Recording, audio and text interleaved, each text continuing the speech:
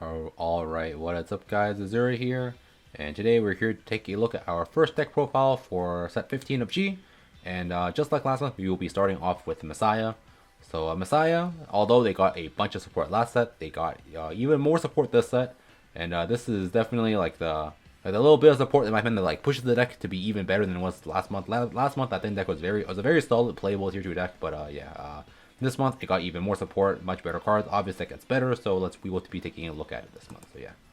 So without further ado, here is the deck list.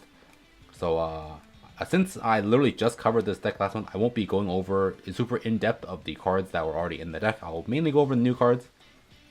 First off, our starter choice is still the same, but I would like to say that I think that Neon Messiah is a card that is worth considering playing as your starter.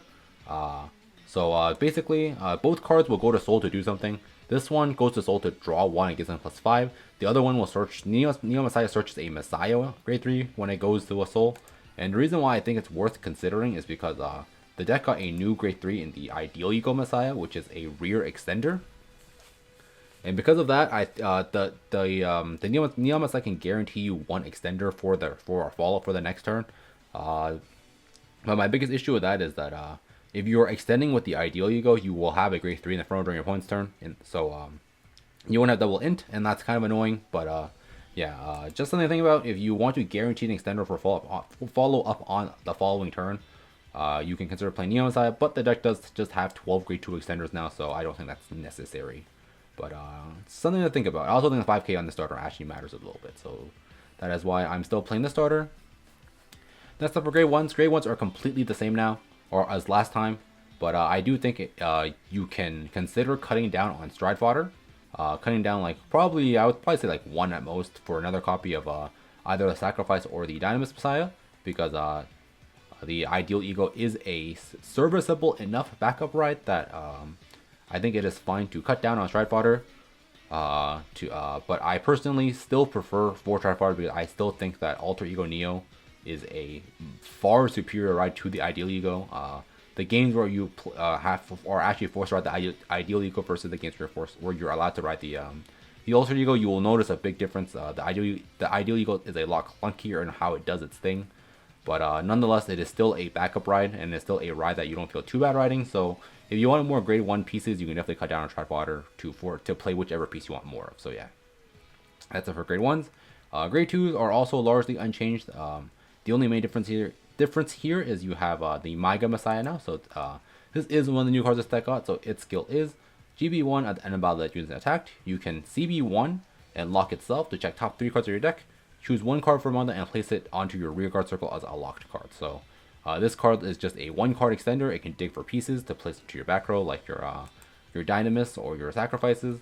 It's really good against double resist, because if your opponent has double resist, you can't lock the front row, so you can't go like rear into rear, van into van, or rear into van, lock it, and then extend off of that, because the Lady Fencer and the Arrestor both need to attack a van to do it.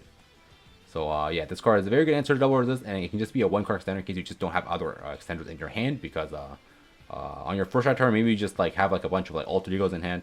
The Myga is a 1 card lock itself, lock something to the other side to try to just and then your ban attacks unlock all of your rears. So with that, you can basically use 1 card to extend both columns. So that's really good there, and this card is very nice for that. And its other fill is GB2. This unit gets plus 2k for each of your locked cards. So yeah, pretty good there. It can be a solo attacker once you hit GB2, which is kind of nice. Funny thing in this matchup is that if this thing doesn't get locked against Chaos, this thing is actually a big intercept during your opponent's turn. This thing will hit like doesn't hit us based on something like Metallia. This thing will probably hit numbers of like 15k as an intercept during your opponent's turn, which is pretty cool. Forces them to boost, I guess. But yeah, that's cool, I guess. But yeah, your opponent probably just locks it if they see it. But yeah, Myga, a very, very good inclusion to the deck, because it is also at the end just a +1 if you want it to be, because you can just place that into the back row and just unlock it and just use it for later. So Myga, very, very good card. And the other cards are still the same: 4 for Lady Defensive, 4 Arrestor. And I think the 1-up can be whatever you want it to be. I'm still playing 1 Awakening because you can like find the Awakening off of the Myga and then unlock unlock the Awakening and then restand like another column that you couldn't get locked. Like for example, if you had like an Arrestor that has swing at the rear, you Maiga to find the Awakening. You can use the Awakening unlock to resend the Arrestor and then have it lock a back row like that. So that's definitely one of it, but this one up can be whatever you want it to be, I think. Not that big of a difference. And then finally, for the grade 3s or the triggers, 4 heal guards, self-explanatory. Lady Gunner is down as a 1-of. It's still a really nice 1-of to have because it's your only like real way to lock down double front row. But this deck has enough other ways to deal with it, mainly the Maiga and also the Ideal Ego, to actually to not have the need to lock double front row. So yeah, but it's still there as a 1-of. If you draw it, it's cool. If you don't draw it, it's whatever. And then the newest inclusion to grade 3 lineup is the Ideal Ego Messiah. Its skill is this card. The first skill is basically the exact same thing as the Maiga Messiah, but it is not GB locked, so you can use it on your first grade 3 turn if you want to. At the end of battle, student attacked, you can, if your has the condition of if your Vanguard is a grade 3 or higher Messiah, but if you can call this thing, you are probably on a grade 3 Messiah. So and by that attack, you can pay Soul Blast 1 instead to lock itself. Look at top 3, choose one card from among them, place it onto recircle as lock. So same thing, but Soul Blast costs have CB cost, and then advanced skill is on play or on stride. You can choose one card from your hand and place it to your regard circle as locked as the cost. So the reason this is more clunky than the Alter Ego is because if you look at Alter Ego, his skill to place from hand to board as locked, or just from hand to board, it is not a cost, so you don't have to actually do all of it. But for this card, if you want to do any of the rest of the skill, which is and the rest of the skills, if you pay the cost, you can draw 1, choose 1 of your points, regards, and soft lock it, and then your bang gets plus 5k. If you want the actual good part of the skill, you have to place the card down from your hand as locked, and sometimes you just don't want to do that because either A, you just don't have anything you want to place down, or B, you just the cards you have in your hand are things you want to be attacking with. So yeah, because of the fact that you have to place the card from your hand as locked as part of the cost, it is a lot more clunky than the Alter Ego Neo. But as you can see here, this card still has a pretty solid Vanguard skill of beyond the soft lock a card, still draws you 1, obviously 1 less, but the upside here is that the draw 1, you get to use the card you draw immediately, unlike the Alter Ego Neo, where the draw 2 is at the end of the turn, so you can't use the card you draw immediately. So basically the trade-off is you have to place a card from hand to actually do anything, but upside you get the draw 1, you get to actually use the card you drew on that turn. So yeah. So that's it for the main deck. Not the most difference in inclusions, just basically grade 2, grade 3. But I think these cards actually make a very big difference to the deck. Maiga, I think, is an excellent extender. Ideal Ego is an extender in emergency cases where you just don't have any of the grade 2 extenders, but it also a backup ride too. So feels 2 very good rules for the deck. And yeah, so that's for the main deck. And the G Zone, largely unchanged as well, except for the inclusion of our new GR in the deck. So we'll go over that GR. The new card is the Integral Messiah. So its skill is on play, if your G Zone has 3 or more face-up Messiahs, both you and your opponent mulligan back your entire hand and draw 5. So basically on third stride, as long as you stride at nothing but Messiahs, which the deck will do because everything's the Messiah, including the Harmonics. So if you need to go into this for whatever reason, or need to flip this for whatever reason, the Harmonics does count as a Messiah. So very nice that this card actually is on name with this deck, so that's really good there. But basically on third stride, if you stride into this, the skill is mandatory because there's no cost on it. Both you and your opponent put 5 everything from your hand back and draw 5. So this card can this skill is kind of a gamble because obviously if you're one of like a really big hand, you shuffle everything back and you probably made them lose more cards than they drew into, so it's really nice there. But there's also the downside of you can randomly put heals back into your opponent's deck. You can make them draw more guards than they had before. But for the most part, this skill will be a beneficial effect. You also have to shuffle back your hand, so if your hand was a bunch of like guards and stuff, you'll lose those. But trade-off is you can try to dig for more pieces that you need to actually end the game on that turn. But yeah, overall, really very good skill. It is also a deck out prevention tool because this deck does actually deck out quite hits low deck counts very often considering the amount of cards you're taking out of your deck as well as drawing and all that. So it is a nice deck out prevention tool if you really want it to be. But yeah, this first skill, it's kind of iffy. It's not like as good as it was in TCG, obviously, because TCG everything in hand is technically a guard because they either have shield value or whatever. So yeah, But regardless, the skill can still be very, very game winning. But its other skill is the reason why you're playing it and the reason why you're playing so many of it. In this unit attacks, you can CB1 flip anything your G's gonna face up. So it's not a G flip, that's why I'm playing 3 of it instead of like a 4. Because you're gonna play 3 of it because you might actually go into it 3 times. Like first stride integral, second stride integral, third stride integral. Does actually come up quite often. You just want to try this thing 3 times. But on attack, CB1 flip anything your G's gonna face up. Unlocked all cards on your side of the field, so you just unlock everything. Very nice, because one of the biggest issues with this deck before was that on first drive, you want something that flipped. There was a limit to how much they can unlock. Basaltus only unlocked 1. Flagellate only unlocked 2. This just offs everything, so you can just reset. You can reuse everything on your board. So it's very nice there. And then if you unlocked 3 or more, you get to soul charge 1 and draw 1, and then Vanguard gets plus 10k. So band power probably doesn't matter for the most part because your band's already hitting for big numbers. But soul charge 1 means you have more soul to use other stuff on. GB2, mainly the Dynamis, because this thing uses soul, you can use it multiple times a turn. And draw 1 is always nice, because obviously more cards in hand is always good. And if you just draw enough, you can just not use GB2 at the end of the turn to save deck count. So yeah. So overall, Integral is just a very solid card. It's a good early game stride, good mid game stride, good end game stride. So yeah, I personally like 3 of it because I actually have situations where I actually want 3 of it. So yeah. And one more thing for to mention is that the trigger lineup. I am playing 9 draw, but you can definitely run into very big deck out issues on 9 draw. So I will actually recommend that you play around with the ratios a bit. If you want to play crits or something, go right ahead.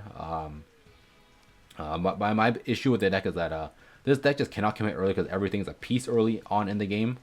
So you don't want to commit anything, so the draws let you draw into more of them, so you can play them naturally down to a response points board if you need to.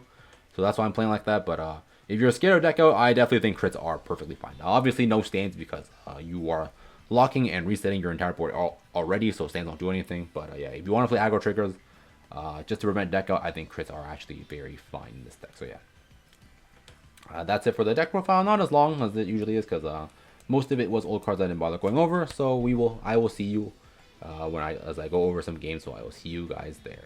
So for our first game, we are playing against Chaos.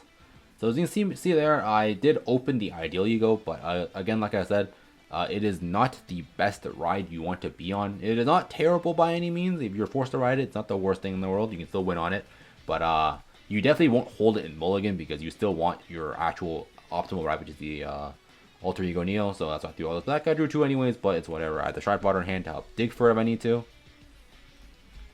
or help search it if I need to, and I probably will need to, so I always ride the Sacrifice instead. But yeah, early game, this deck still doesn't do a whole lot early game because everything, unlike some of the newer decks now where you actually have some rears that are not GB locked and you can actually do things outside, like before you stride and all that. Messiah is very much a deck that doesn't turn online at all until you actually get the stride. The only card that in the deck that is not GB locked that actually has a relevant effect is obviously Stride Fodder, because you can search your ride with it, but is the Ideal Ego, because Ideal Ego, if you go first, you can actually use it to just get cards onto your board. You can like call in the rear, swing, Soul Blast 1, just call something to the back or something to try to save it for next turn. So yeah, so this deck, it really just cannot commit early because you want to ideally be saving all your pieces. Obviously, if you hit like a bunch of draws and stuff, you can just commit cards anyways, just because you'll have more placements for the next turn. So here, we just take it nice and slow. We went second too, so just swing past.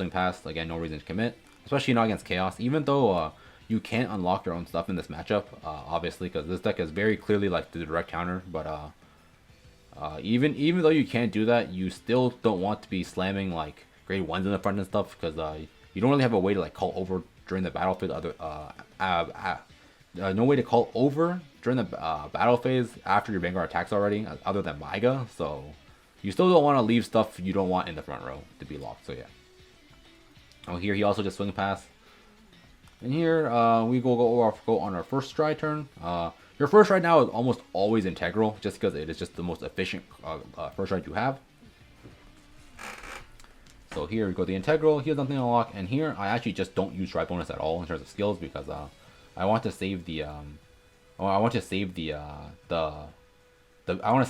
the Destiny Dealer as a booster, and I want to save the starter as something to lock for the Arrestor because he doesn't have anything on his board. So Arrestor, solo swing. I'll lock my own starter. Hits a defensive. So you just lock that, and then lock that. And then here, because I want the draw off of the integral, I whiff the swing here, unboosted, so I can save that boost for next turn in case I see enough triggers. And here I just land whatever behind the arrestor, just as something to place there, so because what's his face, oh my god, the integral needs to unlock 3 or more to actually draw one. So here I just land whatever down, got a full board, and I will use the starter here to try to scale. So here I'm just on a 1 pass because starter gives 20, makes the left side 21. And unfortunately, I see no trigger, so it basically just wastes the starter in terms of scaling. And my opponent heals down again, so that really sucks there. But yeah, we're both at 2. He healed down a bunch. So just swing whatever, and then pass, and then since I don't have too many cards in my hand, I will have to assume I probably use the GB2 here just to draw a card, draw 2 cards. Yeah. So something to know about the GB2 is that if you think even if you don't have a full hand, because obviously if you're around like 6-7 cards where you can still draw without being too scared of overhanding anything, I think it is actually if you think, as long as you have a follow-up for the next turn, I actually think it's better to not draw on it, or obviously unless you need the cards as well. But basically, unless you really think you need to draw with the GB2, I actually think you should not be drawing with it because of the fact that if you just keep turbo and draw, even if you don't actually need it, you will turbo your deck faster than you want to, and you'll deck yourself out. This deck basically has to kill by 3rd stride, which isn't too hard, but it does need to kill on 3rd stride because of the fact that it'll just deck itself out. Because you take so many cards out of your deck with all your skills, and drawing 2 at the end of every turn isn't exactly going to help you. And here my opponent decides to just lock my board and vanilla swing. It's just like cool, I guess, like whatever. It's not really, I don't know why he did it like this. Like sure, I guess he wanted to dime me CB. But this deck actually does have, you still play the Basaltus for a reason, because it doesn't cost CB to do anything. So that's why I'm still playing the Basaltus myself. And here that's probably what we do go for. Not the best extensions or anything, just because of the fact that my board's like locked and stuff. And you just toss two, whatever to try. Go into the Basaltus just because it's free. Yeah, I'm just skip for a little bit. Basically just a vanilla turn. Like I unlock whatever. I don't know why this prompt is. I don't know what this prompt is actually asking me, but like I'm like I click it, but like yeah, unlock whatever, and then just do 2 because the thing behind the arrestor is not a booster. Is unlock whatever. And here I was actually checking what to I wanted to not let him kill with the crisis, but I actually realized after that he just didn't have any soul, so you couldn't use crisis even if you wanted to. Right here we just do 2. He actually hits like another draw, he overhands another card, which is pretty good for us. And we just end turn. So here, as you can see, we have enough of a follow-up that I just don't use the draw 2. Yes, I would technically go overhand if I used it, because I'd go to 9 exact, and then I'd overdraw my start of my turn. But even hypothetically, if I was at like 6 in hand, and let's just say I didn't have one of those heal cards, I would still not use it because I don't want to take cards out of my deck for no reason.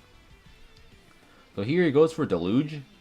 He locks that. That was not the one thing I did not want him to lock, because I actually wanted to keep the Deluge, or I actually wanted to keep the not the Deluge, the sacrifice of the CC. So here he just slams the the sacrifice into my damage, so I lose it, and I don't get CB. I think just like swing rear's pass again. I think, yeah. So he called that swing rear pass, and then he forces the hand lock because of the Deluge. Which is like, I'm like, it's cool, whatever. I don't really care. You can do what you want. And then next turn, I just do like a vanilla stride. I think because I didn't have CB. I also had a bunch of guards in my hand, so I didn't exactly want to. I didn't exactly want to integral either, because I didn't want to put my own stuff back. Like here, you can definitely I definitely had the option to just go into integral just to shuffle both of our hands back if I really wanted to. Actually, did I actually go into it? I actually don't remember if I went to it or not. I actually don't think I did. I think I was just, yeah, I just tried a vanilla amnesty because I'm like, there's not really a point in me like trying to go too hard here on this turn. So just land whatever. I just pushed the 5 here. I think push the 5, get 1 guard check in with Van. I think the rear is on a 2 pass. And the reason I didn't use the arrestor there is because If I use the arrestor would get locked, so he can pop it with the crisis if he wants to. I did actually have the triggers needed to actually let this arrestor in the rear hit by itself. So I get 2 checks in here, which is really nice. But yeah, against Chaos specifically, unless you have a way to unlock the card before your end phase, you actually don't want to be locking your stuff for no reason, because Chaos can pop the stuff and draw off of it. So here, yeah, so here he pops that. But hypothetically, if I locked my own arrestor, you could have popped my arrestor if you wanted to. So yeah, no reason to lock that for no reason here. I think my opponent finally gave me damage here, I think. So yeah, he goes to the universe, cool, whatever, he locks my stuff, so let's quickly go through this. Doesn't really do a whole lot.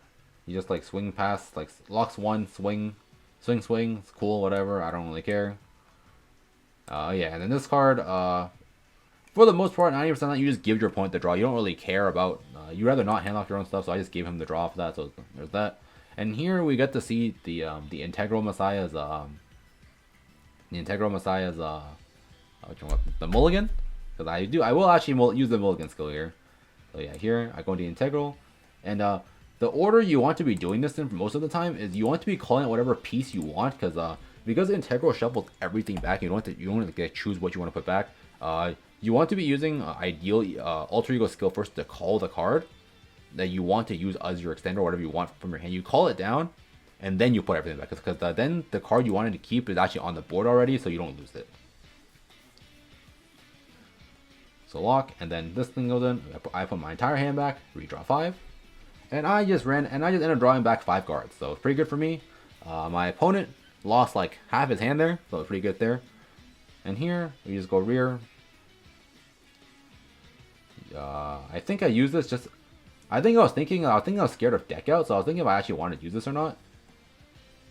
And let's see, because 6 cards in deck, not like the most amount of cards in deck or anything, not the least amount either. I think I definitely have at least 1 extra turn regardless if I use this or not.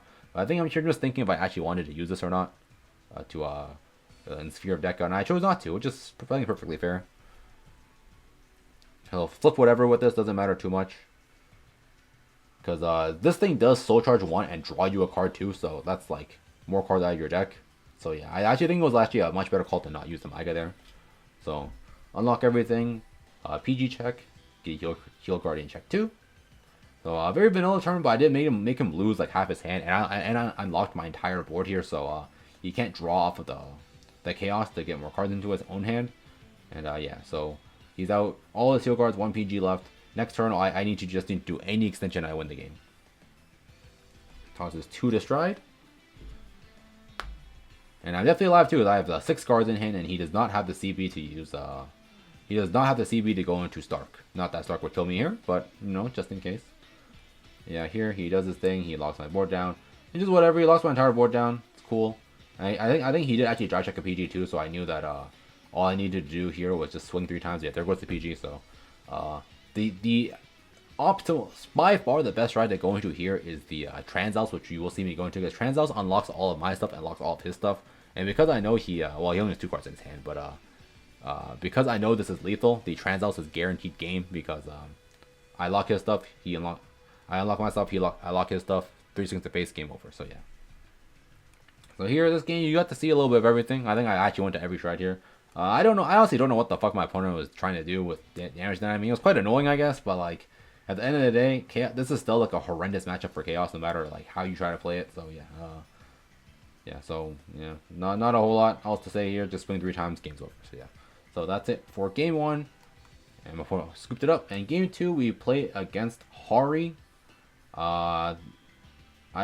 Did I go first? No, I went second. But this matchup is still hard as hell regardless, because Harri clears her own board off, so kind of can be a little awkward to her. But I have think Messiah is one of the decks that's actually better at dealing with stuff like this, because as opposed to something like Chaos, where the entire gimmick is like board control, where Harri can just suck stuff in anyways, Messiah can still at least do its own combos, regardless of the opponent's board state.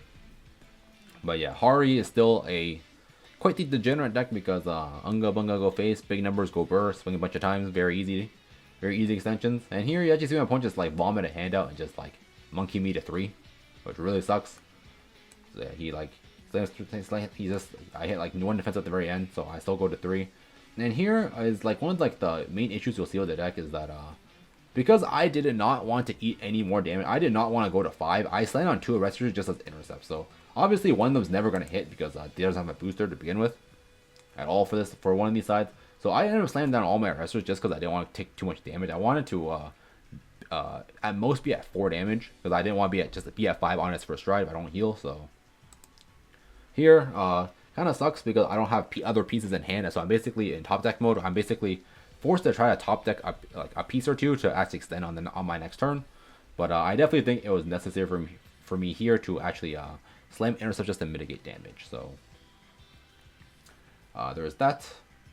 Right, it's Catherine. For the people who don't know why Palewind plays Catherine, just because Catherine will put something in the soul. Harri doesn't really care what it actually rides. It just needs to be able to stride into Harri. So Catherine's a pretty solid card for that because you can search any one piece you want. So yeah. My opponent here slams down 2 cards. Whatever. So here I top deck the Ideal Ego. So I'm alright, cool. Ideal Ego is at worst a 1 card extend both columns. So yeah, Ideal Ego, very good top deck here. But I actually did end up top decking the Maiga here as well. So Maiga also is the same thing here. So Maiga is also really good in a situation like this where you just need to build a board. Oh yeah, and I guess I think I missed here is that I healed. He also healed. So he's at 2. I'm at 3. And here I was just deciding if I wanted to actually call the Ideal Ego down or not. Not really scared of building the Strider or anything like that. It's more of a did I want to keep at least want to try to get double intercept. So here I just said whatever, I'll hold it and I'll try to find double intercept here. So Maiga CV1, try to find any intercept up top, slam to the other side, and I completely whiffed 2 heals off the top 2. So I'll just search the sacrifice, slam that as a booster for the other side, and I do have the 3 now. So this lets me just unlock 3 to soul charge when I draw 1. Oh yeah, and what you flip with the with Integral doesn't matter too much for the most part. Usually you want to be flipping Flagellate just because so you're on your next Flagellate, on your next drive you want to go Flagellate, you don't have to flip another Flagellate. But some matchups like the last one, the guy was damage done me. I probably should have flipped the Harmonic instead to ping myself for a damage. But yeah, what you try for this usually doesn't matter too much. I get no triggers here, and here I actually get one more chance because Maiga can be used repeatedly. It doesn't matter. He doesn't carry because it's not on place, it's not attack. So here I try to use the Maiga to try to find an intercept for the other side, and as you can see here, I do not find it. So here I can't unlock or anything, so I just call down a Desi Deal just as a booster for the next turn, or just to not clog my board up. And then Sacrifice can just refund the CB here. So at least I didn't lose out on a CB for no reason because Sacrifice can refund it for me. And like I said earlier, if you think you have a follow-up, you should not draw with this. But with this hand, did not think I had a follow-up at all whatsoever because I had a bunch of guards, stride fodder, and that was basically it. So I did need to Soul Blast 1 try to draw 2 cards to draw into a piece, and I did draw into the Lady Fencer. So yeah, so very nice there. I'm just gonna skip my opponent's turn. Harri does Harri things. I go to 5. I think I even got guard checked here, but yeah. Cool. Harri does Harri things. Harri is a good deck. I got guard checked like twice here, I think. So here, obviously, I need to go for game. I cannot play another turn out. So yeah, I just go into here was the dilemma here because in a situation like this, you actually want Exilics, but I'm not playing it in my G zone. So because I want my rears to unlock to be big, not my Vanguard. So Amnesty is kind of a brick here. I actually kind of wish I had Exilics here instead, but I do think the Amnesty is nice in case you just really need to end the game on that first stride because you just ate too much shit early on. So here I'm just like, oh whatever. Amnesty, Integral basically the same thing. I just go into Integral instead. Lock whatever. Lock his intercept. I think I lock my own booster too. I do actually have the Lady Fencer too to extend with, so it's pretty nice there. So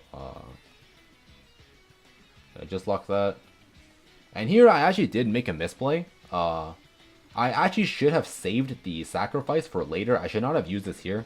Because here the power actually did not matter at all. I just used it because I was like, oh, maybe I want CP for later. But I actually should have saved the I should have saved that sacrifice to scale in case of a defensive, because here my opponent hit a defensive. So I actually should have saved the sacrifice for the Dynamis and Lady Fencer loop here, because Dynamis gives +4, sacrifice gives +3, and then Lady Fencer herself gets +5. So that would have hit over a defensive here, but because I used the sacrifice, I actually missed out on a check early on here. I actually could have gotten 2 checks before my advanced swung here, so misplay there. I think I realized like during this that I misplayed by accident here, but yeah. In situations like this, you should probably save the sacrifice to scale the Lady Fencer if you need to for later. So here I just unlock whatever because I just want to get the Dynamis locked again, so I can use it for a booster for the next turn. But this actually does scale. My Vanguard should be pretty nice because 37 unlock everything, gets an extra plus 10, so it goes to 47. So start 1, draw 1. And here, my right column's on a 1 pass to hit, and I did not hit any triggers. So the right side does not hit anymore, but this does actually, I hit double heal guard, so he's actually still just dying here. So pretty good for that. So Sorcerer 1, that's 1 check. She locks herself. And I use this, unlock whatever here just to give power to the other side. Yeah, so I just unlocked my own Lady Fencer just to give power to the other side to have it hit exactly 21, so, or 22 I guess. But yeah, kind of a misplay there. That flash could be more clean, but we still got the job done at the end of the day. That was still a good, like, what, like 1, 2, like 4 or 5 checks I think from 4. Still pretty solid. Definitely could have scaled an extra hit too, but yeah. That's it for this deck profile. Not a whole lot changed with this deck, still more or less plays the same, but you got a bunch of new toys that are really good for the deck. Myga, great card. Integral, I think is the main thing this deck got that's really, really good. Because Integral is a card that can unlock everything, unlock your entire board, no conditions or anything, and it draws you a card, so Integral I think is the biggest improvement to the deck. Ideal Ego is a fine card, but yeah, I think it's mainly the Integral. Myga is also a great card, but yeah. So that's it for this deck profile. Like and subscribe, all good stuffs. And I will see you guys next time. Peace out.